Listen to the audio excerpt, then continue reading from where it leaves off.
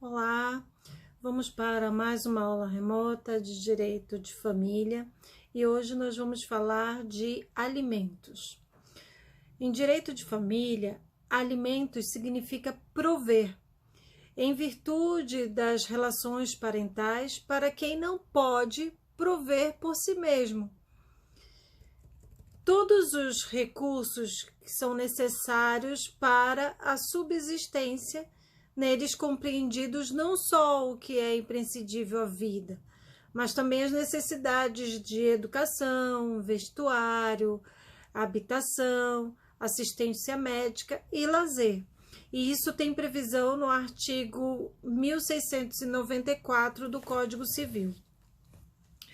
1694. Podem os parentes, os cônjuges ou companheiros pedir uns aos outros os alimentos de que necessitem para viver de modo compatível com sua condição social, inclusive para atender às necessidades de sua educação. Bom, então podem pedir alimentos os parentes, aqueles que já foram unidos pelo vínculo matrimonial e pela união estável. São devidos de forma recíproca entre pais e filhos, podendo ser exigidos de forma extensiva a todos os ascendentes, recaindo a obrigação no mais próximos em graus, uns em falta de outros. Então, se faltar o pai, eu posso pedir aos avós e assim vai, tá? Para os ascendentes. Se o parente que deve alimentos, em primeiro lugar, não estiver em condições de suportar totalmente o encargo, serão chamados a concorrer os de grau imediato. Se vários forem os parentes na mesma linha, todos concorrerão na proporção de seus recursos, e aqueles que for demandado judicialmente poderá chamar os demais para integrar a lide. Se eu for acionada numa ação de alimentos, eu posso vir chamar mais alguém que tenha responsabilidade para integrar a lide para que esses alimentos sejam partilhados. A principal regra que norteia o pedido da prestação alimentar é a de que a sua fixação deve ser realizada na proporção das necessidades do alimentado e dos recursos da pessoa obrigada. Então, é como se fosse uma balança. Como se fosse uma balança da necessidade e da necessidade e daquilo que eu posso suportar, daquilo que eu posso prover, necessidade e os recursos que eu posso dar. Tá? Então, assim, a pessoa tem a necessidade, mas eu também, o que eu posso dar não pode também ser inferior àquela necessidade. Então, tem que haver aí uma proporção entre quem pode dar e aquele necessitado. O dever alimentar, ele tem como fundamento jurídico os princípios constitucionais da dignidade da pessoa humana, que a gente encontra no artigo 1º, inciso 3º da Constituição Federal, e da solidariedade, que também está na Constituição Federal, no artigo 3º. De outro lado, tem forte conteúdo moral e ético, e é um típico direito natural que deveria ser cumprido espontaneamente em razão da solidariedade que deveria existir entre os parentes. Mas, como isso não ocorre, foi preciso que o Estado legislasse impondo esse dever entre os parentes, os cônjuges e os conviventes, ou um deles. Bom, conforme seja a origem dos alimentos, a doutrina os classifica de várias formas. Nós temos a classificação quanto à natureza, que quanto à natureza, os alimentos eles podem ser classificados em naturais, ou necessários, ou civis ou congrus, né? Quando a gente fala de alimentos naturais ou necessários, eles serão considerados naturais ou necessários aqueles que são destinados fundamentalmente à sobrevivência da pessoa, tais como a alimentação, a saúde e a moradia, um exemplo. Já os alimentos civis ou congrus, eles são também necessários, porém, por outra razão, a necessidade de desenvolvimento intelectual da pessoa alimentada. Aqui a gente está falando da educação, da assistência, do lazer e dentre outros suprimentos. Outra classificação dos alimentos é quanto à causa jurídica. Quanto à causa que dá origem ao dever alimentar, a gente pode classificar o dever alimentar em legais, que são legítimos, voluntários ou convencionais, indenizatórios ou ressarcitórios.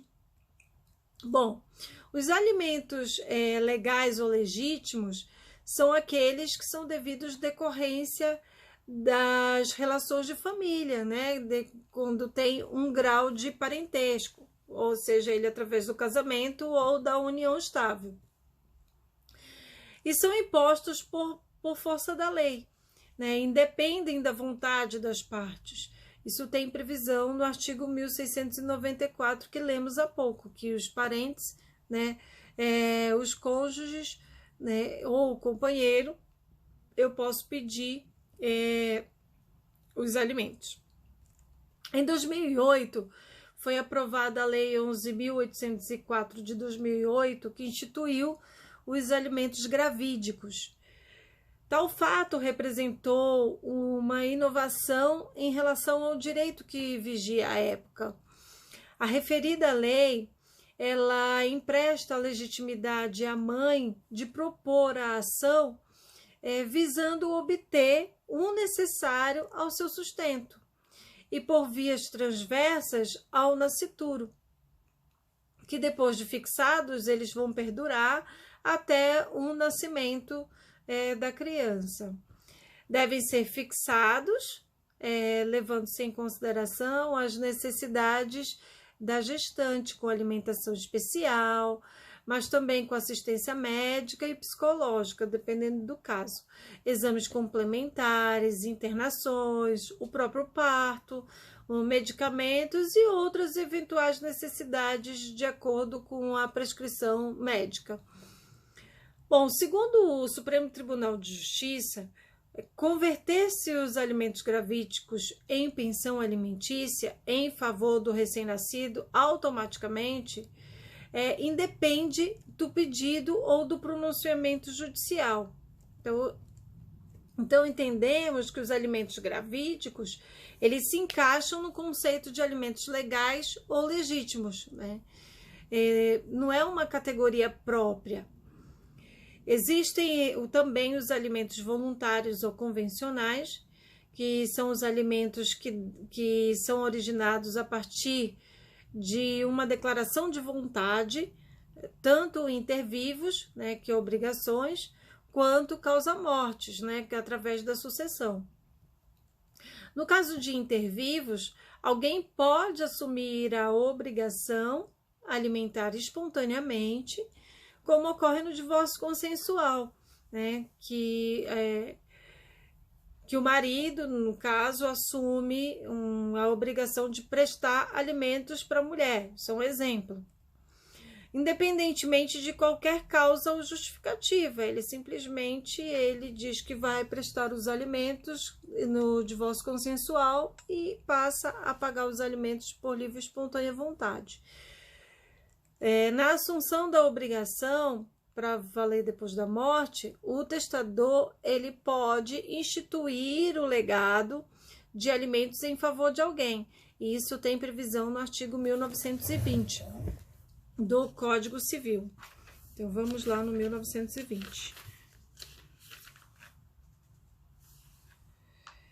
O legado de alimentos abrange o sustento, a cura, o vestuário e a casa, enquanto o legatário viver, além da educação, se ele for menor.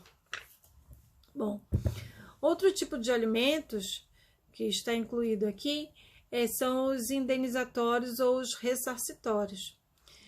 Esse tipo de alimento ele visa indenizar a vítima de um ato ilícito e pertencem ao direito das obrigações.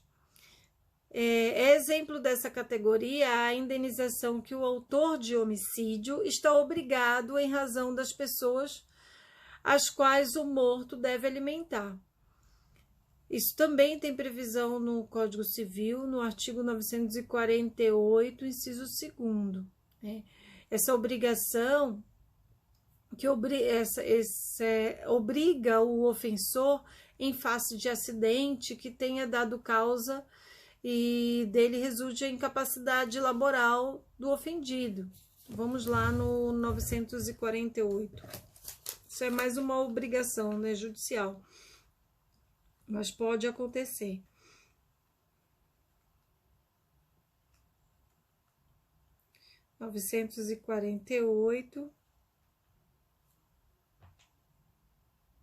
Inciso 2º.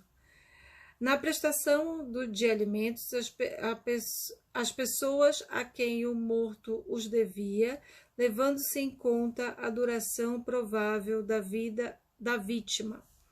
950. Se da ofensa resultar defeito pelo qual o ofendido não possa exercer o seu ofício ou profissão, ou se lhe diminua a capacidade de trabalho, a indenização, além das despesas do tratamento e lucros cessantes até o fim da convalescência, incluirá a pensão correspondente à importância do trabalho para que se inabilitou ou da depressão que ele sofreu. O prejudicado, se preferir, poderá exigir que a indenização seja arbitrada e pago de uma vez só. Aí vai depender se o juiz vai aceitar, né? Mas pedir, ele pode pedir se essa indenização vai ser paga de uma vez só ou se ela vai ser numa forma de pensão. Bom, temos também a classificação da pensão quanto ao momento da reclamação. Nessa classificação, nós temos os alimentos atuais, pretéritos e futuros, né? E desde logo que somente são exigíveis os alimentos atuais e os futuros. Os alimentos atuais são aqueles pedidos com a petição inicial e podem ser concedidos cautelarmente pelo juiz que está recebendo aquela petição oficial. Os pretéritos são aqueles relativos à data anterior ao ajuizamento da ação e não têm caráter de indispensáveis à sobrevivência. Por isso mesmo, indevidos. Mesmo que eles sejam indevidos, eles não têm caráter de indispensáveis à sobrevivência. De alguma forma, o alimentado ele sobreviveu até aquele momento sem os alimentos. Então, não é indispensável, né? Não podemos confundir aqui alimentos pretéritos com prestações alimentares pretéritas, pois elas se referem à pensão alimentícia que já está fixada e não foi adiplinda até o momento. Os alimentos futuros são aqueles alimentos que serão devidos a partir de sua fixação, em definitivo, através da sentença, ou vai ser concedido provisoriamente com a citação inicial do réu.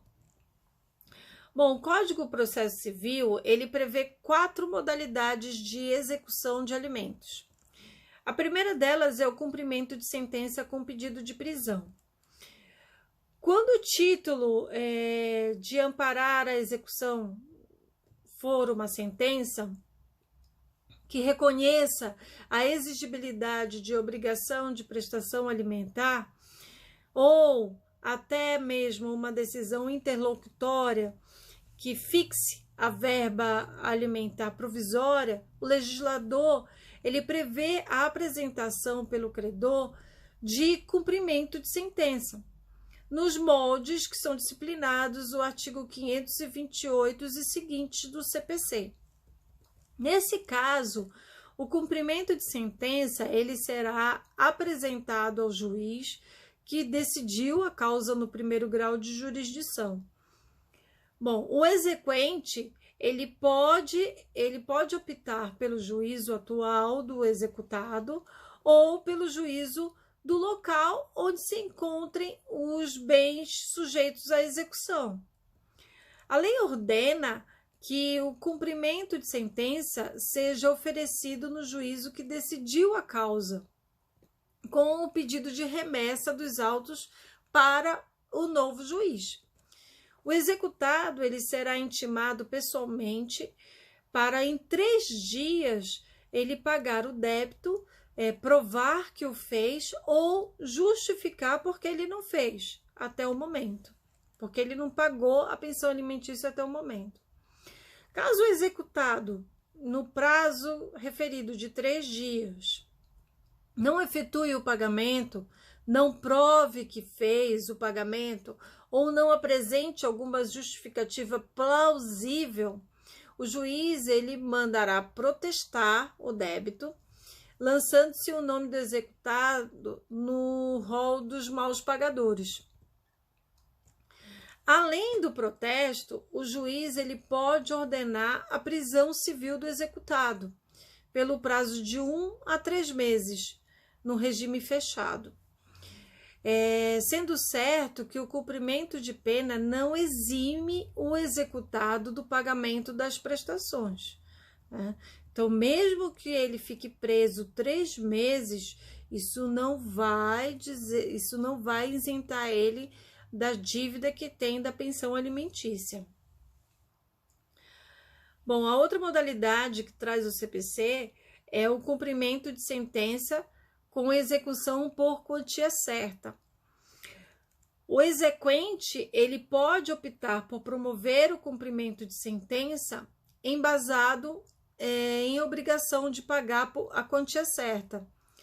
E isso tem previsão no CPC, no Código de Processo Civil, a partir do artigo 523. Nesse caso, o pedido ele terá como objetivo a expropriação de bens do executado para o cumprimento da obrigação. Nesse caso específico, não cabe aqui o pedido de prisão.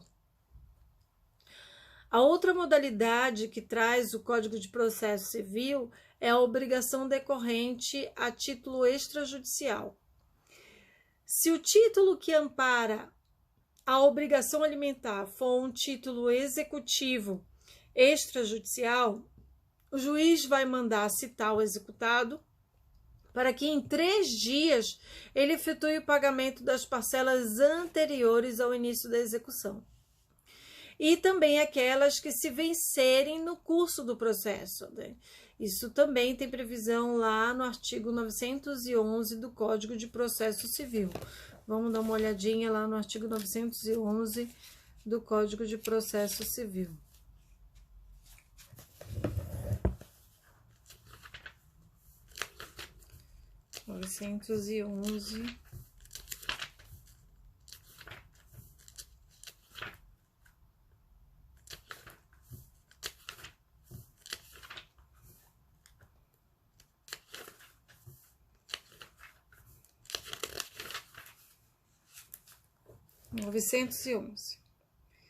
Na execução fundada em título executivo extrajudicial que contenha obrigação alimentar, o juiz mandará citar o executado para, em 3 dias, efetuar o pagamento das parcelas anteriores ao início da execução e das que se vencerem no curso, provar que o fez ou justificar a impossibilidade de fazê-lo. Bom, e a quarta modalidade que prevê o Código de Processo Civil é a execução contra funcionário público e outros empregados regulares.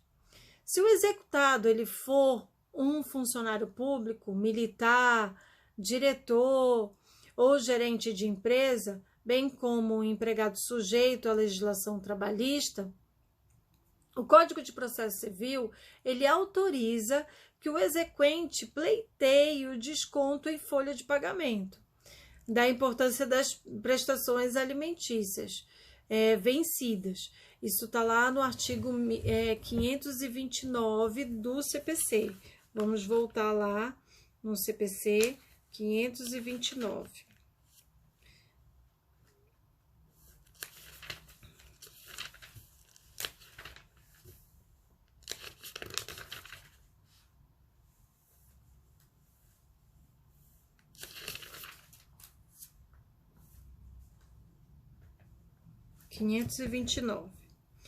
Quando o executado for funcionário público, militar, diretor ou gerente de empresa ou empregado sujeito à legislação do trabalho, o exequente poderá requerer o desconto em folha de pagamento da importância da prestação alimentícia. Então, eu posso ter o desconto em folha de pagamento da prestação alimentícia, dos alimentos, no caso, né? Então, o juiz pode requerer. Qualquer que seja o caso, se o juiz se convencer de que a conduta do devedor ela é proscratinatória, né? Ele está adiando, ele deverá oficiar o Ministério Público para que seja enquadrada a conduta do devedor pela prática de crime de abandono material. Isso tem previsão no artigo 532 do Código de Processo Civil. Então, vamos lá. Verificada a conduta procrastinatória do executado, o juiz deverá, se for o caso, dar ciência ao Ministério Público dos indícios da prática do crime de abandono material. Bom, somente os alimentos do tipo legais ou legítimos, né, sejam eles definitivos ou provisórios, que autorizam uma prisão civil do devedor, né, conforme a Constituição Federal, o artigo 5º, inciso 68, 67, salvo engano. E assim mesmo, se essa recusa ao cumprimento for inexcusável, se a justificativa pelo não pagamento não for razoável, né? E aí sim ele vai ser decretada a prisão. Vamos imaginar aqui que alguém deve pensão alimentícia e trabalha como autônomo. É pedreiro, por exemplo. Digamos que ele sofra um acidente e fique internado por mais de 30 dias em razão do acidente que ele teve. E aí ele não pagou a prestação alimentícia. E venceu, que veio vencendo nesse período, né? Enquanto ele estava em recuperação. Se for pedida a prisão dele pelo inadimplemento, ele terá uma boa justificativa para apresentar ao juiz e certamente ele não vai ter a prisão dele decretada. Antes de ser declarada a prisão, o devedor ele é intimado para, no prazo de 3 dias, realizar o pagamento das prestações vencidas ou apresentar uma justificativa plausível. É claro que não pode ser qualquer justificativa, eu tenho que ter uma justificativa bem fundamentada para não ter pago a pensão alimentícia. Somente se ele não pagar ou não justificar nesse prazo de 3 dias é que o juiz vai decretar a prisão, né? E deverá ser cumprida em regime diferenciado, conforme a gente prevê no artigo 528 do Código de Processo Civil. No cumprimento de sentença que condene o pagamento de prestação alimentícia ou de decisão interlocutória que fixe alimentos, o juiz, a requerimento do exequente, mandará intimar o executado pessoalmente para, em 3 dias, pagar o débito, provar que o fez ou justificar a impossibilidade de efetuá-lo. Bom, a gente adverte aqui que somente o não pagamento das 3 últimas mensalidades da pensão alimentícia anteriores ao ajuizamento da ação, ou as que se vencerem no curso da execução, é que autoriza o pedido de prisão. Isso está lá no parágrafo 7º do 528 do Código de Processo Civil. O débito alimentar que autoriza a prisão civil do alimentante é o que compreende até as 3 prestações anteriores ao ajuizamento da execução e as que se vencerem no curso do processo. Então, só vai levar à prisão aquelas 3 últimas prestações ou aquelas que foram vencidas quando eu dei entrada no ajuizamento da ação. Quanto às parcelas vencidas há mais de 3 meses, o credor ele pode cobrar, porém pela via do cumprimento de sentença, né? Como uma execução por quantia certa, com pedido de penhora de bens. Inclusive, porém, não poderá pedir prisão do devedor aqui nesse caso. Tá? É o que diz o parágrafo 8º do artigo 528 do CPC.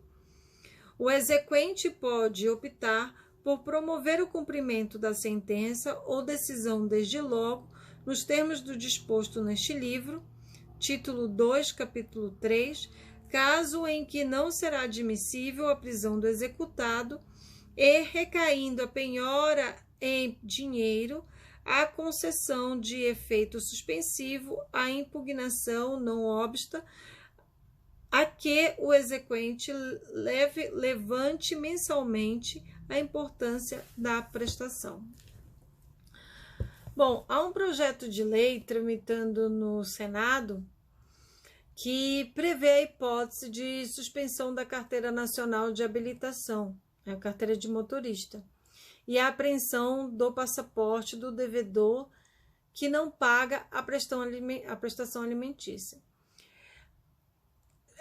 Existem já decisões nesse sentido que prende a Carteira Nacional de Habilitação e também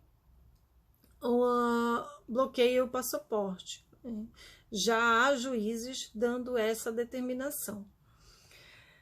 Bom, decretada a prisão do devedor, que pode ser de até 3 meses no máximo, o cumprimento da pena não quita aquele débito que autorizou a prisão. Então, quer dizer, cumprida a pena, o devedor ainda estará devendo as prestações. Só que por essas já não mais caberá nova prisão. Ele vai poder ser preso pelas que ele ficar devendo posteriormente. Não essas aí que ele já foi preso, ele não pode ser preso novamente. A obrigação alimentar, quando derivada das relações familiares, ela possui características próprias, cujos fundamentos a gente vai falar agora. Existe a obrigação alimentar transmissível. O nosso Código Civil ele prevê que a obrigação de prestação alimentar ele transmite-se aos herdeiros do devedor. Isso tem previsão no Código Civil, no artigo 1700. Vamos lá. A obrigação de prestar alimentos transmite-se aos herdeiros do devedor na forma do artigo 1694. Essa regra ela só é válida para as situações em que os alimentos já estavam fixados por acordo ou por sentença à época do falecimento do devedor. Então, os alimentos eles serão devidos até o limite máximo da herança deixada pelo decujus. Isso tem previsão no artigo 1792 do Código Civil. 1792. O herdeiro não responde por encargos superiores às forças da herança, incumbe-lhe, porém, a prova do excesso, salvo se houver inventário que o escuse, demonstrando o valor dos bens herdados. Então, os herdeiros, até o limite da herança que foi deixada, é devido a alimentos. Bom, essa regra e as seguintes somente vale para os alimentos derivados das relações familiares. Existe outra obrigação, que pode ser que o dever alimentar é uma típica obrigação divisível, tendo em vista a previsão da lei de que, se o devedor principal não puder suportar esse ônus sozinho, deverão ser chamados os demais parentes para concorrerem da prestação, os quais eles poderão ser denunciados à lide, artigo 1698 do Código Civil. Se o parente que deve alimentos, em primeiro lugar, não estiver em condições de suportar totalmente o encargo, serão chamados a concorrer os de grau imediato. Sendo várias as pessoas obrigadas a prestar alimentos, todas devem concorrer na proporção dos respectivos recursos e, intentada a ação contra uma delas, poderão as demais ser chamadas a integrar a lide. Então, eu posso dividir, eu posso chamar aquelas pessoas que também fazem parte para ajudar aí na prestação alimentícia. Bom, é também uma obrigação condicional, na medida em que será fixado o seu montante, tendo em conta a proporcionalidade entre as necessidades de quem pede e a possibilidade da pessoa obrigada. Aí a gente tem uma balança entre necessidade e possibilidade. Isso tem previsão no parágrafo 1º do artigo 1694. 1694, parágrafo 1º. Os alimentos devem ser fixados na proporção das necessidades do reclamante e dos recursos da pessoa obrigada.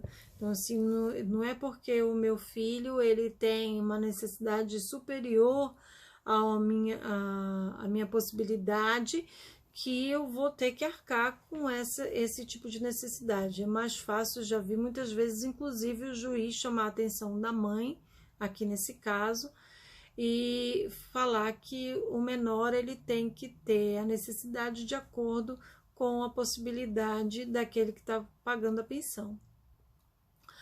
A obrigação alimentar, ela somente vai existir enquanto for possível provar esse binômio necessidade-capacidade, que o filho menor, de idade presume-se que é necessário.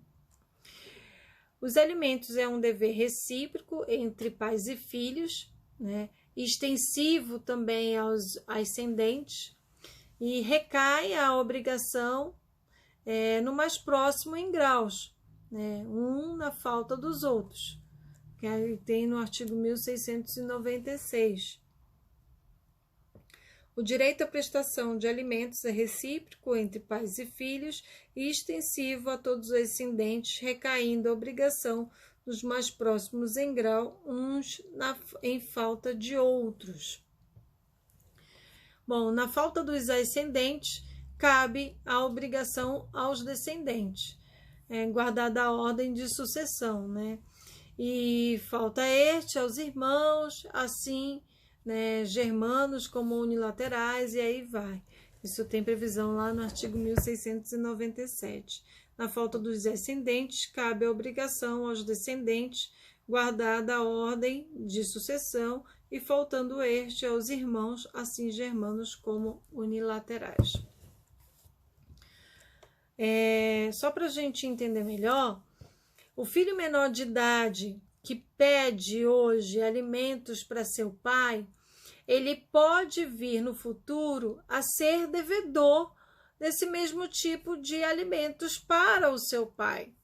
Quando o seu pai chegar na velhice, ele pode pedir alimentos para o filho.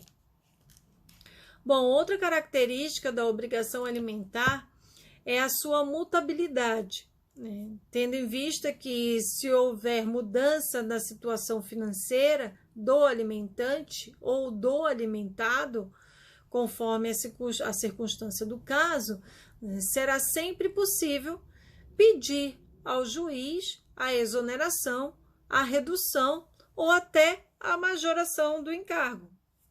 Isso tem previsão no artigo 1699 do Código Civil. Se fixados os alimentos, sobrevier mudança na situação financeira de quem os supre ou na de quem os recebe, poderá o interessado reclamar ao juiz conforme as circunstâncias, exoneração, redução ou majoração do encargo. Bom, só para a gente entender um pouquinho melhor. Digamos que uma pessoa, ela fica obrigada por sentença a pagar 3 salários mínimos de pensão alimentícia para o seu filho, que é menor de idade. Quando o menino atinge a maioridade civil, né, já cursando uma faculdade, o pai descobre que ele começou a trabalhar, ganhando o equivalente a 10 salários mínimos. Olha só que maravilha. Nessas circunstâncias, o pai está autorizado juridicamente a pedir a exoneração, já que o filho ganha o suficiente para o seu próprio sustento. Isso pode acontecer, tá? Bom, o direito à prestação de alimentos tem características próprias e, por ser uma norma de ordem pública, elas são imperativas, né? Isto é, não podem ser derrogadas pela vontade das partes. Diante de várias características dentro do direito de família, da questão dos alimentos, né, a gente vai ver as principais. Uma das características da pensão alimentícia é que ela é personalíssima. Seu principal objetivo é custear as condições de vida de quem tem esse direito. Logo, não se pode cogitar que possa ser transferida a titularidade. Outra característica é que ela é irrenunciável. Pode não ser exercido o direito de alimentos, porém, esse direito ele não pode ser renunciado por expressa determinação de lei.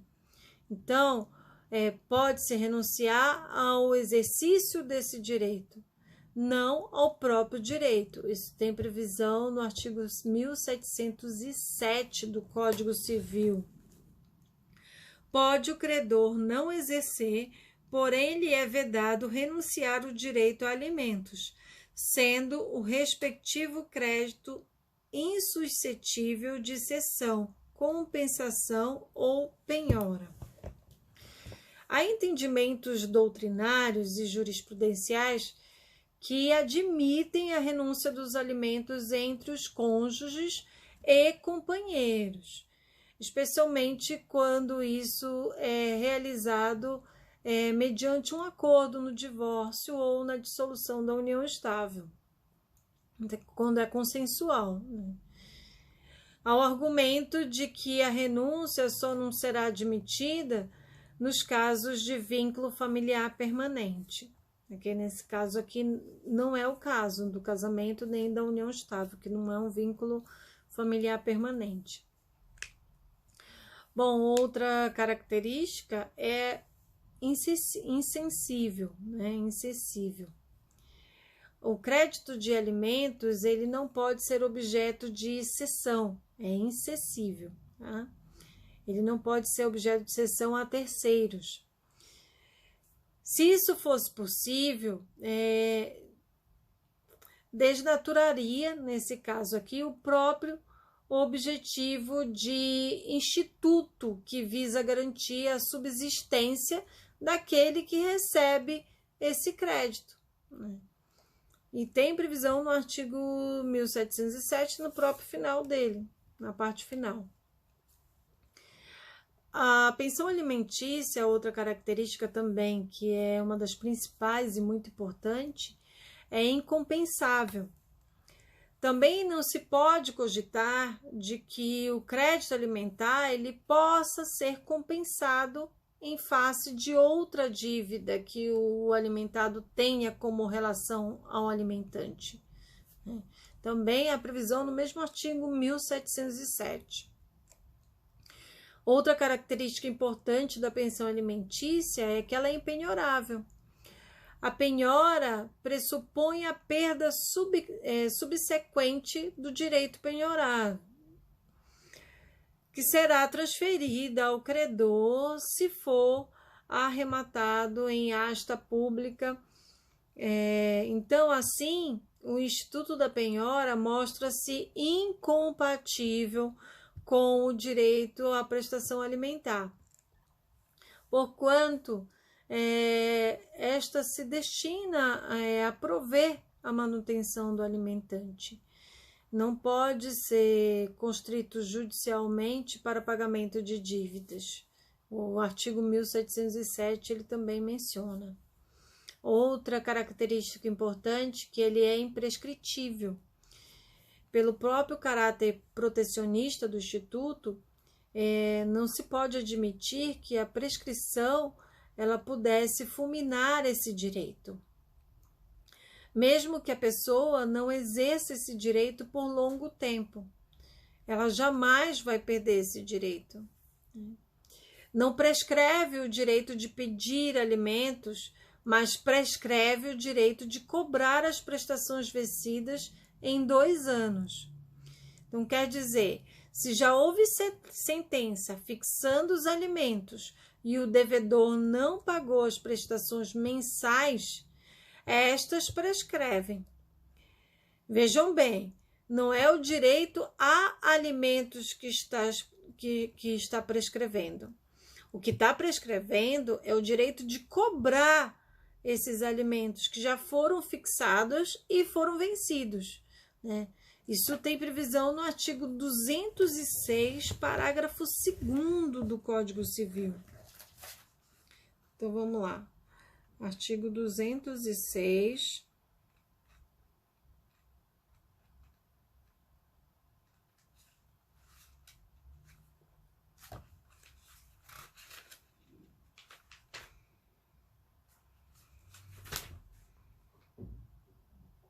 Parágrafo 2º. Em 2 anos, a pretensão para ver prestações alimentícias a partir da data em que se vencerem. Então, prescreve em 2 anos para eu cobrar as prestações vencidas, né? Bom, ainda que não ocorra, né, a prescrição contra menor absolutamente incapaz em execução de alimentos, em vista o dispositivo no artigo 197, inciso 2º, combinado com o artigo 198, inciso 1º do Código Civil. Outra característica importante da pensão alimentícia, que ela é intransacionável. Intransacionável. Não se pode fazer transação com o direito de alimentos, quanto às prestações vencidas ou as mesmas que vão vencer, né? Não é possível transacionar, né? Outra característica importante dos alimentos, ele é irrepetível ou irrestituível. Quer dizer, uma vez pago, não se pode pedir de volta jamais, mesmo que a ação de quem pleiteou liminarmente os alimentos e os obteve venha a ser julgada improcedente.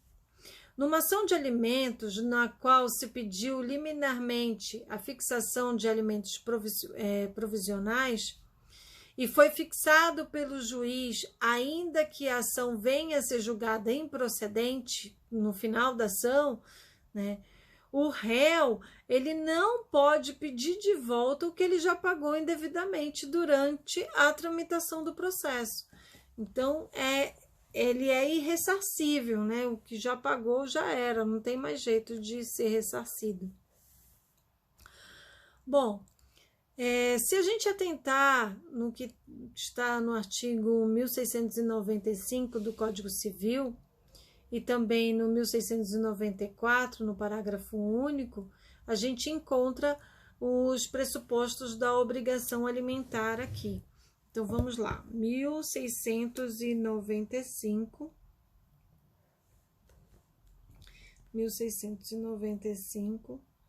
são devidos os alimentos quando quem os pretende não tem bens suficientes, nem pode prover pelo seu trabalho a própria mantença, e aquele de quem se reclamam pode fornecê-los sem desfalque no necessário ao seu sustento. Bom, 1694, desculpe, não tem parágrafo único, tem parágrafo 1º e 2º. Vamos lá. Podem os parentes, os cônjuges ou os companheiros pedir uns aos outros os alimentos de que necessitem para viver de modo compatível com a sua condição social, inclusive para atender às necessidades de sua educação. Os alimentos devem ser fixados na proporção da necessidade do reclamante e dos recursos da pessoa obrigada. Os alimentos serão apenas os indispensáveis à subsistência quando a situação de necessidade resulte de culpa de quem os pleiteia. Bom, então vamos para alguns pressupostos aí que são mencionados nesses dois artigos. O primeiro deles é a existência de vínculo familiar. Só pode pedir alimentos os parentes entre si, os cônjuges e os companheiros, né? Portanto, um dos pressupostos é que haja vínculo familiar. Outro pressuposto é a necessidade do alimentando. Para fazer jus aos alimentos, o necessitado ele deve provar que não tem condições de se manter por si só, né, por si mesmo. Com relação aos filhos menores, existe a presunção da necessidade, já que é uma criança, e mesmo até os adolescentes, né, que não têm condições de se manterem sozinhos. Outro pressuposto é a possibilidade econômica do alimentante.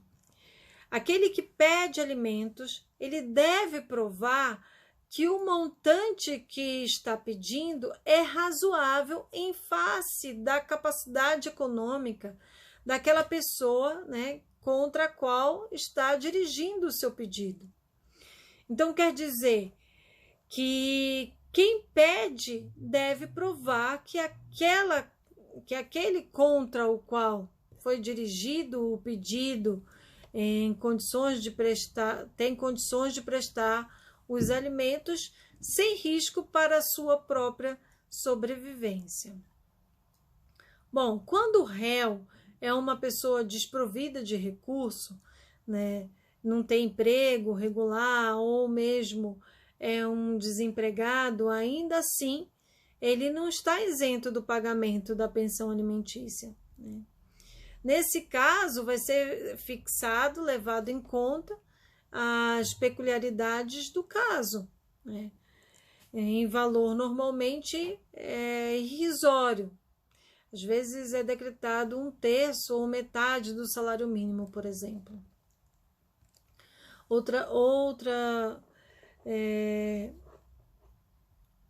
Outro pressuposto dos alimentos é a proporcionalidade na sua fixação do montante. Cabe ao juiz fazer um balanço entre as necessidades de quem pede e as possibilidades daquele o qual se pede, né? Daquele que vai pagar, né?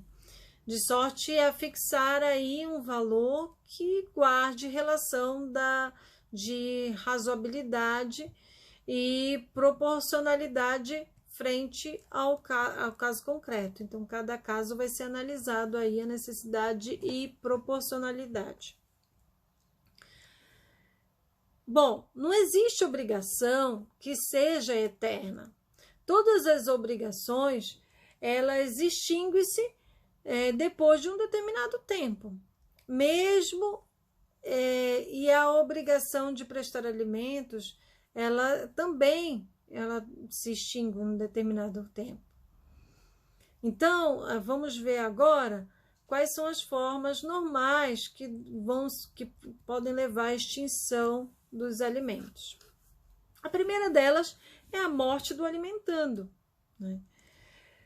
Sendo um direito personalíssimo, né, o direito de alimentos, assim como a pensão já anteriormente fixada, não se transfere, de sorte que, morrendo o beneficiário, morre também o dever de pagamento, liberando assim o devedor. Outra extinção é o fim da necessidade do alimentando. Essa também é uma causa frequente nas relações diárias. Se o alimentando passa a trabalhar e ganha o suficiente para a sua sobrevivência, não haverá mais razão para que alguém lhe pague alimentos. Dessa forma, o credor ele está autorizado a ingressar com ação de exoneração, na qual ele pedirá a extinção do dever alimentar, provando que o alimentante já tem condições de se manter por si mesmo. A outra extinção que prevê o legislador é a falta de capacidade do alimentante. Lembramos aqui que o dever de alimentar se assenta no binômio necessidade e capacidade. Se o alimentante, por qualquer que seja a razão, se encontrar em condições precárias, na qual não lhe reste nem condições de sua própria mantença, por óbvio que obterá a exoneração do dever alimentar, se requerer e provar isso em juízo. É muito difícil provar isso, mas tem que realmente não ter condições nenhuma de se manter e de manter outra pessoa. Outra extinção é através do casamento, união estável ou concubinato do alimentando. Estabelece o Código Civil que o casamento ou a constituição de união estável pelo credor faz cessar o dever do alimentante. Isso tem previsão no artigo 1708 do Código Civil. Com o casamento, a união estável ou o concubinato do credor cessa o dever de prestar alimentos. Muito bem. Outra extinção é pela indignidade do alimentando.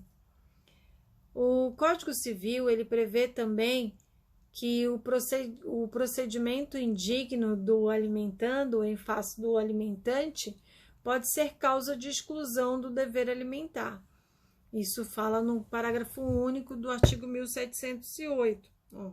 Com relação ao credor, cessa também o direito a alimentos se tiver procedimento indigno em relação ao devedor. Então, se ele agir de forma indigna, ele também vai cessar.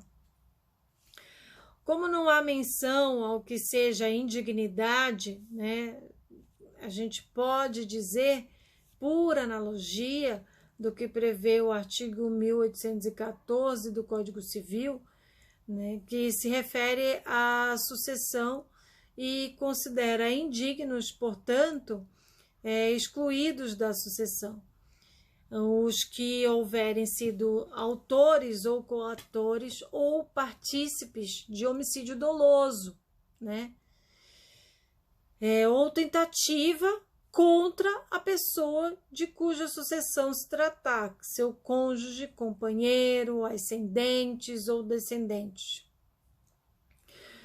Os que houverem acusado caluniosamente em juízo o autor de herança ou incorrerem em crime contra a sua honra ou de seu cônjuge ou companheiro, e os que por violência os meios fraudulentos inibirem ou obstarem o autor da herança de dispuser livremente de seus bens por ato de última vontade. Então a gente pode considerar aí por meio de analogia a questão da sucessão, que fala sobre os indignos que perdem a sucessão, que estão excluídos da sucessão. Então a gente pode utilizar aqui que esses também estão excluídos dos alimentos, né? Bom, a maioridade do alimentado por si só não é causa exonerativa do dever alimentar e nem se dá de forma automática. Mesmo o filho atingindo a maioridade civil, ele pode, em determinadas circunstâncias, continuar com o direito de receber a pensão alimentícia de seus pais. Para a exoneração do dever alimentar, é necessário que o devedor promova uma ação própria para isso. Ela é distribuída por dependência da ação originária, na qual vai ser garantido o devido contraditório, né, conforme a súmula 358 do STJ. Bom, quer dizer, se o devedor de alimentos ele pretende se ver livre do dever alimentar quando o filho atingiu a maioridade, ele deve promover uma ação de exoneração de alimentos e, juntamente com o seu pedido, apresentar as provas da capacidade econômica do filho ou da sua impossibilidade de continuar pagando as prestações alimentícias. Isso tem previsão no artigo 1699 do Código Civil. 1699. Se, fixados os alimentos, sobrevier mudança na situação financeira de quem os supre ou na de quem os recebe, poderá o interessado reclamar ao juiz, conforme as circunstâncias, exoneração, redução ou majoração de encargos. Existem duas situações peculiares com relação à questão dos alimentos para os filhos maiores de idade. Vamos analisá-las. Quanto ao filho maior e incapaz. Mesmo tendo ocorrido a maioridade civil, é óbvio que o filho incapaz continuará a ser credor de alimentos em relação a seus pais, pelo tempo que durar a causa da incapacidade, né? Aliás, nesse sentido, o Código Civil ele é expresso, ele fala lá no artigo 1590. Vamos lá, o 1590.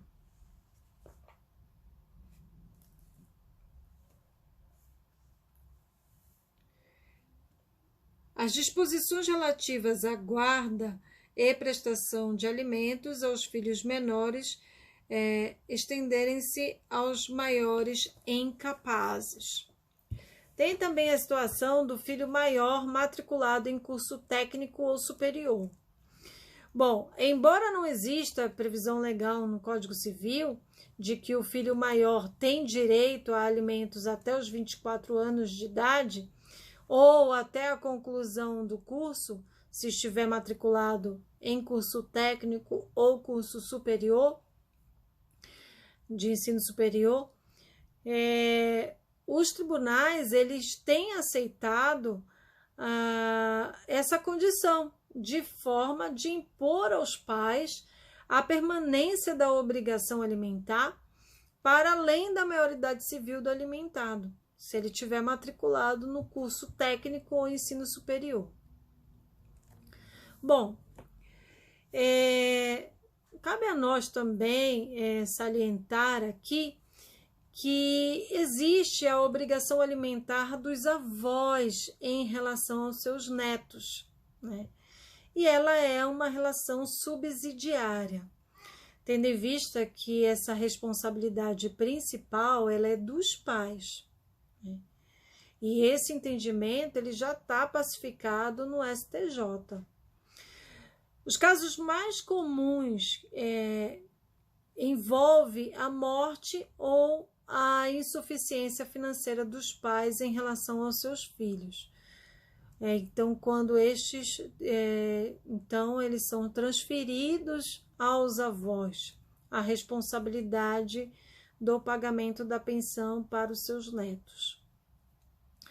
Assim, já se manifestou o ministro João Otávio de Noronha, que de forma objetiva resumiu o assunto.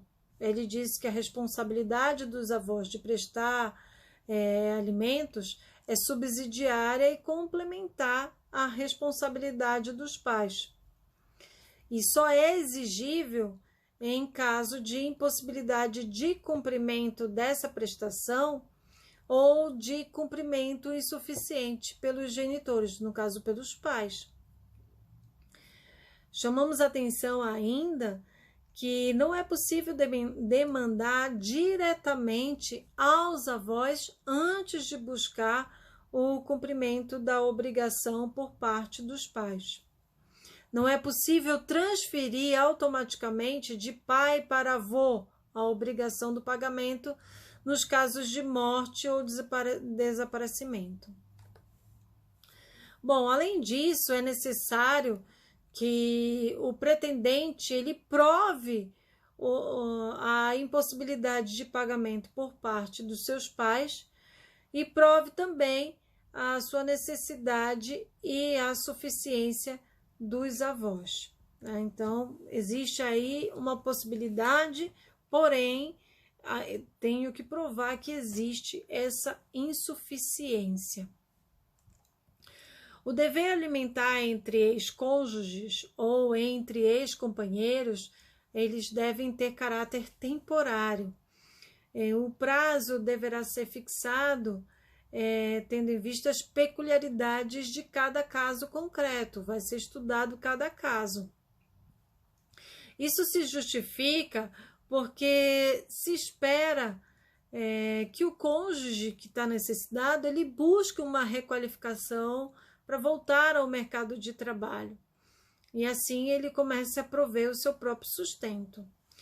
Nesse sentido, tem se manifestado a jurisprudência do Superior Tribunal de Justiça e, por oportuno, a gente fala aqui de um trecho que foi posicionado pelo ministro Vilas Boas Cueva, que ele fala que os alimentos que são devidos a ex-cônjuges devem apenas assegurar um tempo hábil para sua inserção, recolocação ou progressão no mercado de trabalho, né, para que possibilita a pessoa se manter, né, com as suas próprias forças, né, o status sociais similar ao que ele já tinha na época do relacionamento. Então, o fim do relacionamento conjugal ou convivencial, ele não deve ser visto como uma espécie de aposentadoria permanente, pois isso estimula o ócio. O dever de prestar alimentos entre ex-cônjuges ou ex-companheiros é regra excepcional que que desafia, né, em interpretação restritiva. E ressalvamos as peculiaridades do caso concreto, né, diante a impossibilidade de o beneficiário elaborar ou eventual acometimento de doença incapacitante, aqui nesse caso, né, que...